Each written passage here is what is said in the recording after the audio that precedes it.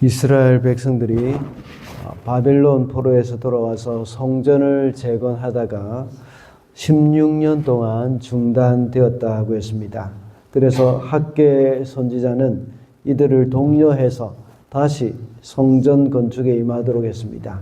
어제는 학개 선지자의 네 번째 설교 중에서 두 번째 설교를 우리가 살펴봤죠. 이스라엘 백성들이 성전 건축을 시작하고 한 달이 지나면서 많이 낙심을 했습니다. 왜냐하면 그들이 건축하는 성전은 솔로몬의 성전에 비하면 너무나도 초라했기 때문입니다. 그뿐만 아니라 하나님의 임재의 상징이었던 언약궤조차도 잃어버린 상태였죠. 그래서 그 성전을 지어본들 무슨 소용이 있겠나 하는 생각이 있었던 것입니다. 그러나 하나님은 그 성전을 솔로몬 성전보다 더 찬란하게 해주겠다고 약속하셨습니다.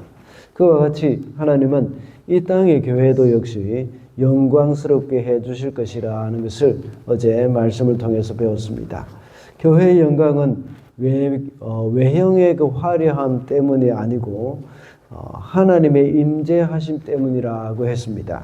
그리고 그리스도께서 오심으로 모든 영광이 다 교회 안에 이루어질 것이라고 했습니다. 오늘 우리가 봉독한 본문은 학개의 세 번째 설교의 전반부입니다. 학개는 두 개의 비유를 통해서 백성들의 부정함을 지적을 하고 있습니다. 첫 번째 질문은 사람이 옷자락에 거룩한 고기를 쌌는데 그 고기를 싼 그 옷자락이 다른 음식물 등에 닿았을 경우에 그 닿은 음식이 거룩해지겠느냐 하는 질문입니다. 대답은 아니다이죠. 그리고 또 다른 질문 하나는 시체를 만져서 부정한 사람이 다른 것에 닿으면 그 다른 것들이 부정하겠느냐 하는 질문입니다. 그 두 번째 질문의 대답은 그렇다입니다. 그리고 학개 선지자는 그 질문을 하는 이유에 대해서 말을 합니다. 그 이유는 이스라엘 모든 백성이 다 부정하다는 것을 말하고 있는 것이죠. 그래서 그들은 성전을 건축해야 한다는 겁니다. 성전을 건축해서 그 부정을 씻고 하나님 앞에서 거룩한 백성으로 살아야 한다는 말씀을 하고 있습니다. 이 말씀은 다른 말로 하면 오늘날 교회를 세워야 하는 이유라고도 볼 수가 있습니다. 이번 특별 새벽기도 전체의 주제가 교회를 세워라고 했습니다. 교회는 계속해서 세워져야 하고 건강하게 성장을 해야 합니다. 이것이 바로 하나님의 뜻입니다. 죄 때문에 부정해져 있는 이 세상 사람들이 교회로 인하여서 정결하게 되기 때문입니다. 그래서 오늘은 교회를 세워야 하는 이유라는 제목으로 말씀을 살펴보겠습니다. 먼저 교회를 세워야 하는 이유는 모든 사람이 죄를 범하였기 때문입니다. 14절 말씀을 우리 다 같이 읽어볼까요? 시작. 이에 학개가 외쳤다. 이 백성은 정말 더러워졌다. 이 민족은 내 앞에 정말 그렇다. 나 주의 말이다. 그들이 손으로 하는 모든 일이 그렇고 그들이 제단에 바치는 것도 모두 더러워졌다. 방금 읽은 14절은 앞에 두 질문에 대한 결론을 말하고 있는 것입니다. 결국은 모든 백성이 다 더러워졌다는 말씀입니다. 그래서 이스라엘 백성들이 이 성전을 건축해야 한다는 것이죠. 이스라엘 백성들은 바벨론의 포로로 잡혀가기 전에는 성전에서 제사를 드렸죠. 죄를 지을 때마다 하나님 앞에 나와서 제사를 드림으로 죄의 문제를 해결받았습니다. 그런데 바빌론의 포로로 잡혀간 이후로는 성전 제사가 멈춰졌습니다. 그 대신 회당 예배가 이루어졌죠. 안식일마다 회당에 모여서 말씀을 읽고 기도함으로 성전 제사를 대신하게 되었습니다.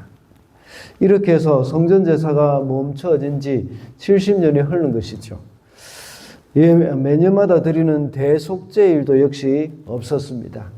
대속죄일은 이스라엘 백성들 전체의 죄를 정결하게 하는 절기였습니다. 그러니 하나님 보시기에 이스라엘 백성들은 얼마나 부정했겠습니까?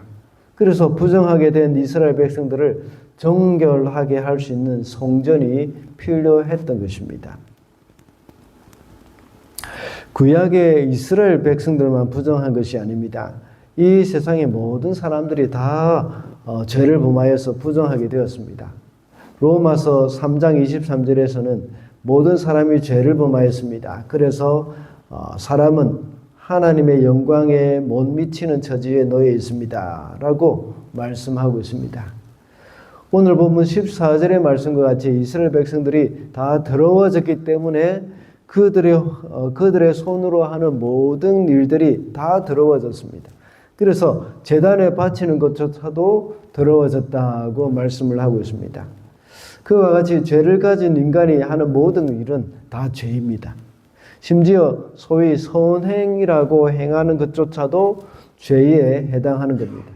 왜냐하면 그 사람들이 하는 선행조차도 온전한 이 마음으로, 순전한 마음으로 하지 않는 것도 있지만 죄를 가진 인간이 아무리 선을 행한다고 하더라도 하나님은 그것을 인정해 주지 않기 때문이죠. 사형수가 같은 감방에 있는 동료에게 착한 일을 한번 한다고 해서 사형을 면할 수 있는 것은 아닙니다. 물론 도움을 받은 사람은 정말 착하네 라고 말을 할 수는 있습니다. 그러나 사형수라는 그 근본은 바뀌지 않습니다. 이 문제를 해결할 수 있는 방법은 뭐겠습니까? 누군가가 대신 사형을 받아야 합니다. 그 일을 구약에서는 짐승이 대신 죽었습니다. 범죄한 사람이 짐승을 끌고 성전으로 갔습니다. 그래서 짐승의 머리에 손을 얹고 그 짐승에게 자기가 지은 죄를 다 전가시켰습니다. 그런 후에 짐승을 잡아서 각을 뜹니다. 그리고 제단에 불을 태워서 제단에서 그 짐승을 태워서 하나님께 바칩니다. 이것이 바로 예배입니다. 이것이 또한 속죄의 이 하나의 하나님 앞에 드리는 제사라고 볼 수 있습니다. 구약에서는 성전에서 이런 일이 이루어졌지만 신약에서는 교회에서 이 일이 이루어집니다. 구약에서는 짐승이 그 사람을 대신해서 죽었지만 신약에 와서는 이미 2000년 전에 그리스도께서 오셔서 한 번 죽으시고 모든 일을 다 이루셨습니다. 우리가 죽어야 할 죽음을 그리스도께서 대신 죽어주신 것입니다. 이 일을 세상 사람들에게 전하고 그리스도께로 나오게 하는 일을 교회가 해야 하는 겁니다. 하나님이 이 일을 교회에게 맡기셨습니다. 지난 수요 기도회 때 우리 조은우 목사님이 교회의 본질에 대해서 재직 세미나 강의를 했습니다. 우리 목사님이 아주 일목요연하게 잘 설명해 주셨습니다. 교회의 본질 중에서 교회의 사도성이 있습니다. 그것은 복음을 맡았다는 것입니다. 그래서 그 복음을 다른 사람들에게 전하는 그 사명이 바로 교회에게 있다는 사실입니다. 하나님은 교회를 통해서 구원을 이루기를 원하십니다. 그래서 사람들은 교회를 가리켜 구원의 방주라고 말을 합니다. 교회를 통해서만 구원이 있습니다. 그래서 교회가 세워져야 합니다. 많은 사람들은 교회가 이렇게 많은데 또 교회를 세우느냐 하는 그런 말도 있습니다. 그러나 교회는 계속해서 세워져야 하는 겁니다. 주님이 다시 오실 때까지 복음은 계속해서 전해져야 하기 때문입니다. 그러므로 모든 사람이 죄를 범하였기 때문에 교회가 세워져서 죄인을 구원하는 역할을 잘 감당할 수 있어야 하겠습니다. 다음으로 교회를 세워야 하는 이유는 각 개인이 인격적으로 하나님을 만나야 하기 때문입니다. 12절 말씀 우리 다 같이 읽어주시겠습니다. 시작. 어떤 사람이 고기가 자기 옷자락에다가 쌌는데 빵이나 국에나 포도주나 기름이나 다른 어떤 음식에 닿았다고 하여 이러한 것들이 거룩하여지겠느냐 물어보라. 제사장들이 그렇지 않다고 대답하였다. 이 말씀은 레위기 6장 27절과 관련된 말씀입니다. 거룩한 고기는 하나님께 드려진 제물을 가리킵니다. 거룩한 고기에 사람이 닿으면 그 사람이나 다른 물건이 닿으면 그 닿은 사람이나 물건도 역시 거룩해집니다.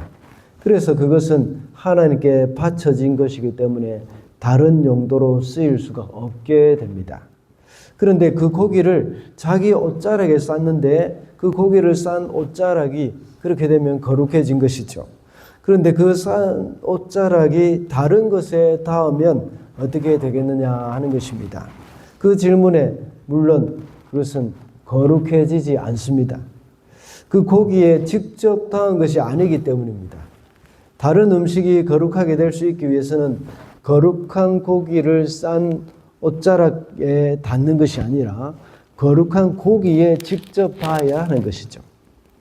그렇기 때문에 저절로 거룩해지는 것이 아니라 직접 제물을 잡아서 하나님께 제사를 드려야 거룩해지는 것입니다. 성전을 건축해야 하는 것이 이유가 바로 이것입니다. 우리 성도들이 거룩하게 될 수 있는 방법도 역시 마찬가지입니다. 인간이 하나님과 1대1의 만남이 있어야 합니다. 구원이 지극히 개인적인 것입니다. 하나님은 단체로 도매 값으로 넘기는 것을 하나님은 원하지 않습니다. 인격과 인격이 만나기를 원하시는 겁니다. 그래서 하나님과 인간 각 개인이 인격적으로 하나님을 만나는 것을 하나님은 원하시는 겁니다. 전도를 하다 보면 종종 듣는 말이 있습니다. 제 마누라가 교회를 아주 잘 다닙니다. 저는 교회 안 가도 제 마누라 치맛자락 잘 붙들고 있으면 천국 갈 수 있습니다. 라고 말하는 사람이 있지 않습니까? 아마 여러분들도 전도하면서 그런 말을 많이 들었을 것입니다. 그러나 오늘 본문의 말씀을 근거로 해서 볼 때 이런 일은 불가능하다는 것을 우리는 알 수가 있습니다. 이런 것이 바로 거룩한 고기를 싼 옷자락이라고 볼 수가 있습니다. 아내가 하나님을 잘 믿어서 거룩한 백성, 성도가 되었다고 해서 남편도 저절로 거룩해지는 것은 아닙니다. 아내가 하나님을 인격적으로 만난 것과 같이 남편도 역시 하나님을 만나야 하는 겁니다. 다시 말하자면 아내가 거룩한 고기를 싼 거룩한 옷자락이 된 것과 같이 본인도 역시 거룩한 고기를 싼 옷자락이 되어야 하는 것입니다. 이것이 바로 하나님과의 인격적인 만남을 가리키는 겁니다. 이렇게 각 개인이 하나님과의 인격적인 만남을 할 수 있도록 하는 것이 바로 교회입니다. 하나님을 인격적으로 만나는 것은 개인적으로 1대1로 하나님을 깊이 만난다는 말이죠. 그런데 교회는 공동체입니다. 어떻게 개인적인 만남이 있을 수 있겠습니까? 물론 개인적으로도 기도하고 말씀을 묵상하고 성경을 읽는 중에도 하나님을 만날 수 있습니다. 많은 사람들이 그렇게 하고 있을 것입니다. 그뿐만 아니라 주님이 마태복음 18장 20절에 이렇게 말씀하고 있습니다. 두세 사람이 내 이름으로 모여 있는 자리, 거기에 내가 그들 가운데 있다. 두세 사람이 모인 곳이라는 말은 교회 공동체를 일컫는 겁니다. 교회 공동체 안에 함께 기도하며 함께 예배하는 그 자리에 하나님을 만날 수 있는 것입니다. 그리고 히브리서 10장 25절에 보면 서로 격려하여 마지막 날이 가까움을 볼수록 더욱 힘써 모이자고 말씀하고 있습니다. 교회는 함께 모이는 곳입니다. 우리가 교회에 있는 것은 하나님을 만나러 오는 것입니다. 교회에서 예배 드리는 것도 역시 하나님을 만나러 오는 것입니다. 예배 시간 찬양을 통해서 하나님을 만나고 말씀과 기도를 통해서 하나님을 만나게 되는 것입니다. 그러므로 우리는 하나님을 인격적으로 만날 수 있도록 교회는 늘 가까이 하며 교회를 늘 가까이 하며 살아야 하겠습니다. 마지막으로 교회를 세워야 하는 이유는 죄의 전염성 때문입니다. 13절 말씀입니다. 우리 다 같이 읽겠습니다. 시작. 학개가 또다시 시체에 닿아서 더러워진 사람이 이 모든 것 가운데서 어느 것이라도 더하면 그것이 더러워지는지를 물어보니 제사장들이 그렇다고 대답하였다. 두 번째 대지에서 거룩한 고기가 닿은 것은 거룩하게 되지만 거룩한 고기가 닿아서 거룩하게 된 그 옷자락이 다른 것에 닿으면 다른 물건은 거룩하게 되지 않는다고 했습니다. 그런데 방금 읽은 13절의 말씀에는 반대의 경우를 말씀하고 있습니다. 이 말씀은 레위기 22장 4절부터 6절 내용, 그리고 민수기 19장 11절부터 14절의 내용을 근거로 한 말씀입니다. 시체를 만진 자는 부정합니다. 그런데 그 부정한 사람이 다른 것을 만지면 그것도 역시 부정하게 된다는 것입니다. 이것은 앞서 말한 거룩한 개념과는 좀 다릅니다. 한번 거쳐서 간접적으로 닿았지만 그것이 거룩해지지 않습니다. 그러나 부정한 것에 닿은 사람에게 접촉되는 것은 무엇이든지 부정하게 된다는 겁니다. 이것을 볼 때에 거룩보다 부정함이 더 전염성이 강하다는 것을 우리가 알 수가 있죠. 거룩함은 힘쓰고 애를 써도 그것이 다른 사람에게 흘러가기가 어렵습니다. 그러나 죄는 너무나도 빠르게 퍼지게 됩니다. 죄의 속성은 아주 강력합니다. 그리고 사람을 끄는 힘이 아주 셉니다. 그것이 바로 죄의 속성입니다. 왜냐하면 우리 인간은 다 죄인이기 때문입니다. 그리고 구원받은 사람이라고 하더라도 그 죄성이 아직 우리 가운데 습관적으로 남아있기 때문입니다. 성경에는 누룩의 비유가 자주 나옵니다. 사도 바울은 적은 누룩이 온 덩이에 퍼진다고 했습니다. 죄의 속성은 금방 퍼지기 때문에 교회 안에 죄를 조금이라도 용납해서는 안 된다는 것을 사도 바울이 이것을 통해서 말씀하고 있습니다. 그리고 예수께서도 바리새인과 사두개인의 누룩을 조심하라고 말씀하셨습니다. 이것은 바리새인들과 사두개인들의 잘못된 가르침에 대해서 경계를 하는 것입니다. 이렇게 성경에는 부정적인 부분에 있어서 누룩에 비유한 것이 많습니다. 왜냐하면 누룩은 다른 것에 영향을 주는 그런 성질을 가졌기 때문입니다. 그뿐만 아니라 적은 양으로 많은 부분을 변화시키는 속성을 가지기도 했습니다. 그래서 잘못된 교훈이나 또 죄는 아주 빠르고 또 광범위하게 퍼져나가는 속성이 있다는 것을 표현을 하고 있습니다. 우리도 역시 이러한 죄에 물들지 않기 위해서는 교회가 필요합니다. 지난주일에도 말씀을 드렸지만 교회 공동체를 떠날 경우에는 항상 이런 위험이 도사리고 있습니다. 물론 죄의 속성은 교회 안이나 교회 밖이나 가리지 않습니다. 그러나 교회라는 공동체는 어느 정도 그것을 경계하도록 하면서 우리로 하여금 늘 깨어있게 만들어줍니다. 그러나 교회 공동체를 떠나게 될 때에는 죄에 대해서 완전히 무방비한 상태가 됩니다. 교회를 떠나서는 쉽게 죄에 물들게 되어 있습니다. 교회를 가리켜 구원의 방주라고 했습니다. 노아가 방주를 다 지은 다음에 거기에다가 역청을 안팎에 발랐습니다. 이 역청이라는 것은 중동 지역에 많이 나는 일종의 원유와 같습니다.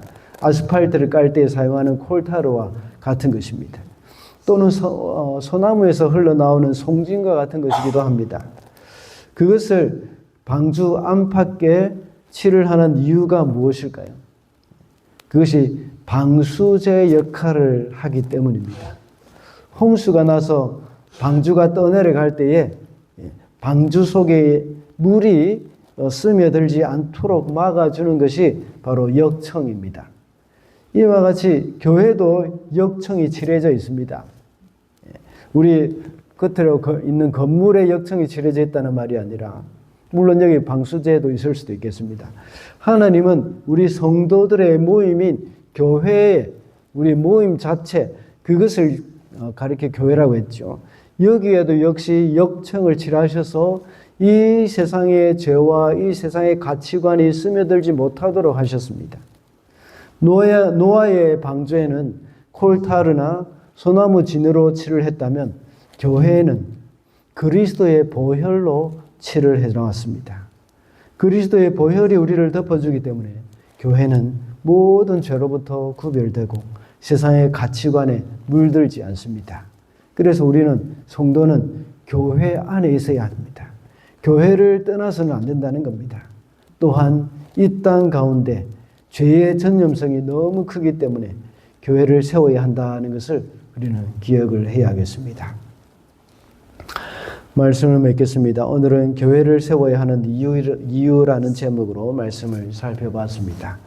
교회를 세워야 하는 이유는 모든 사람이 죄를 범하였기 때문이고 개인이 인격적으로 하나님을 만나야 하기 때문이라고 했습니다.